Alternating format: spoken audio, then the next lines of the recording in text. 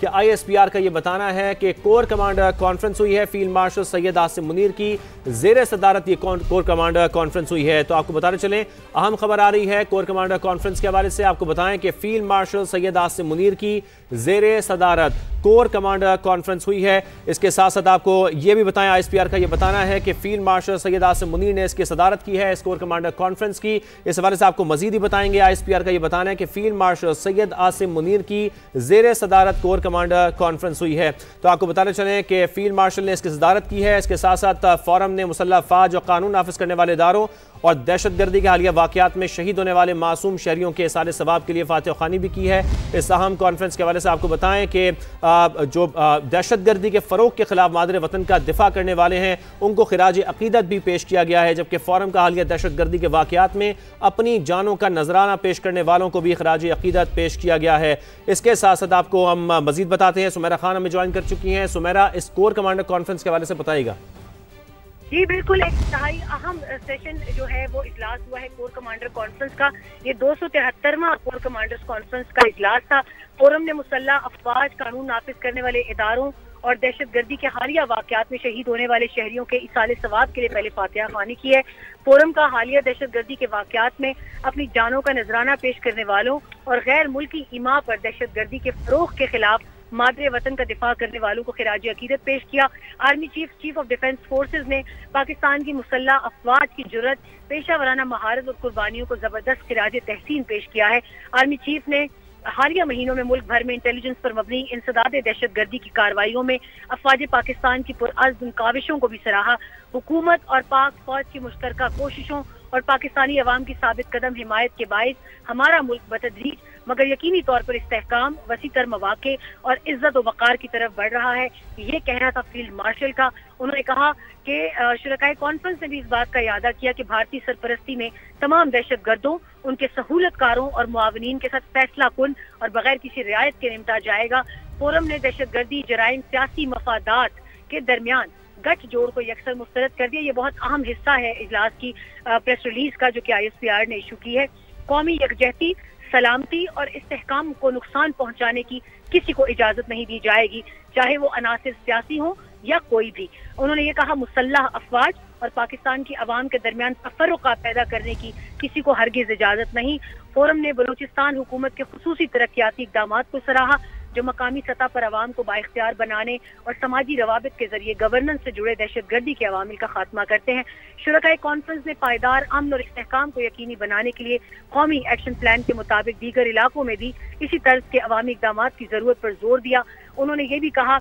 کہ کشمیری عوام کے حق خود ارادیت اور ان کی جائز جدوجہد کے لیے پاکستان کی ثابت قدمی کا اعادہ کرتے ہیں۔ انہوں نے مسئلہ فلسطین پر پاکستان کے اصولی موقف کی بھی توثیق کی۔ غزہ میں فوری جنگ بندی، بلا روک ٹوک انسانی امداد کی رسائی اور فلسطینی ریاست کے لیے قابل اعتماد راستے کا مطالبہ بھی شرکائے کانفرنس کی جانب سے کیا گیا۔ آخر میں army chief of defence forces نے پاک فوج کی قومی خود مختاری، علاقائی سالمیت کا مستقل تحفظ کرتے ہوئے کنونشنل اور سب کنونشنل سے لے کر ہائبرڈ اور غیر متناسب چیلنجز تک کے خطرات کا مؤثر طریقے سے مقابلہ کرنے کی صلاحیت پر مکمل اعتماد کا اظہار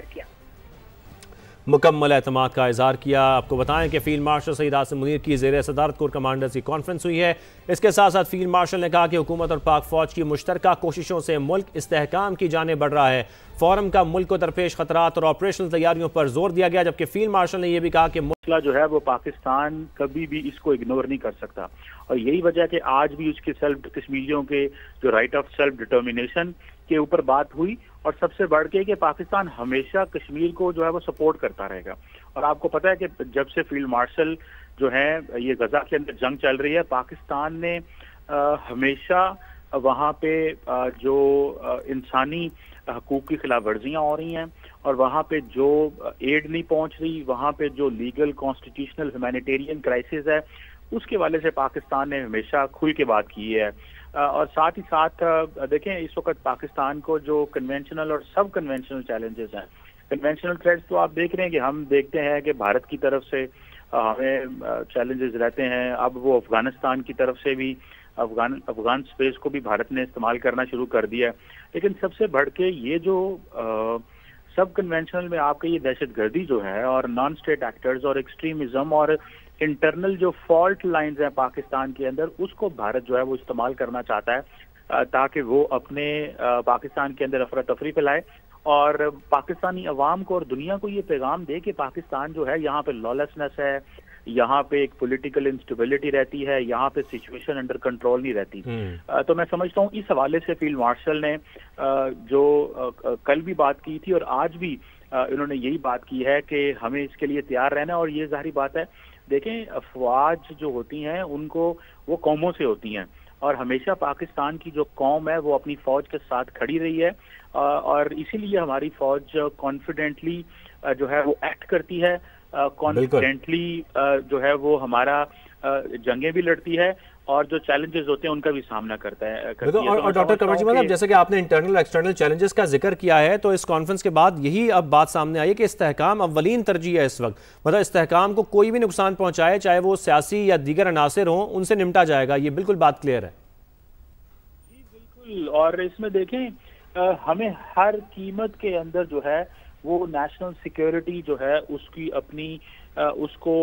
प्रोटेक्ट करना है और वो जो नेशनल सिक्योरिटी है उसमें इंटरनल डायमेंशंस भी आते हैं और एक्सटर्नल डायमेंशंस भी आते हैं। देखिए इंटरनली हमें जो पॉलिटिकल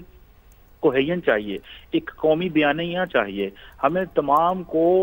जो तमाम प्लेयर्स हैं, भले उनका ताल्लुक सियासत से हो या उनका ताल्लुक सियासत से ना हो, सबको ये चाहिए कि वो एक नेशनल फ्रेमवर्क में सोचें कि किस तरह हमारे मुल्क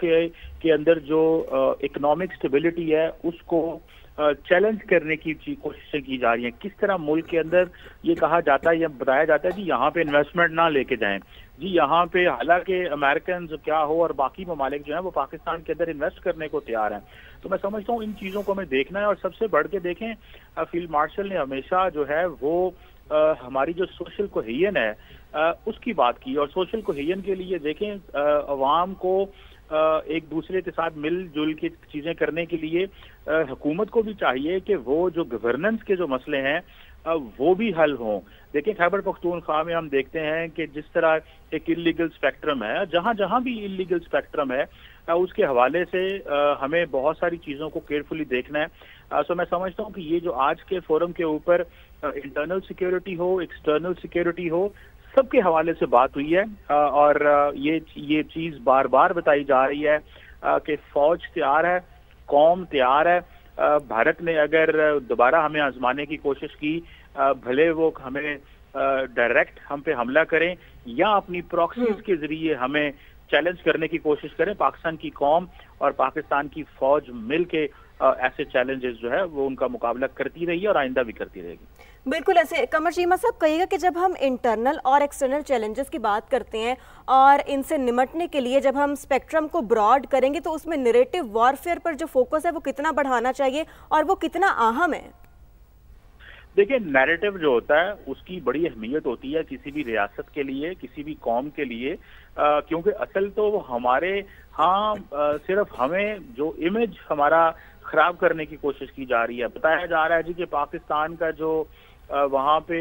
जो सिचुएशन है उस पे नैरेटिव ये बिल्ड किया जा रहा है, जैसे फॉर एग्जांपल हमारे अपने लोग ही IMF को खत लिखते हैं जी पाकिस्तान को पैसे न दें। तो हमें अपना जो नैरेटिव है उसको ठीक करने की इसलिए जरूरत है और देखें वो तब तक नैरेटिव ठीक नहीं होगा जब तक पूरी की पूरी कौम को मिल के सोचना होगा। देखिए ये पाकिस्तान जो 250 मिलियन का पाकिस्तान है, तो हम तमाम लोगों को इस चीज को देखना है कि हम क्या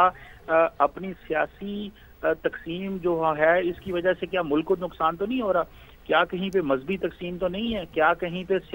समाजी तकसीम तो नहीं है। तो हमें अपने इन चीजों को देखना है कि कैसे हमें यूनाइटेड होना है। बिल्कुल हमें यूनाइटेड होना है, ये देखना है। बहुत शुक्रिया डॉक्टर कमर चीमा साहब हमारे साथ मौजूद थे और अहमद सईद मीनाज साहब आपका भी बहुत शुक्रिया।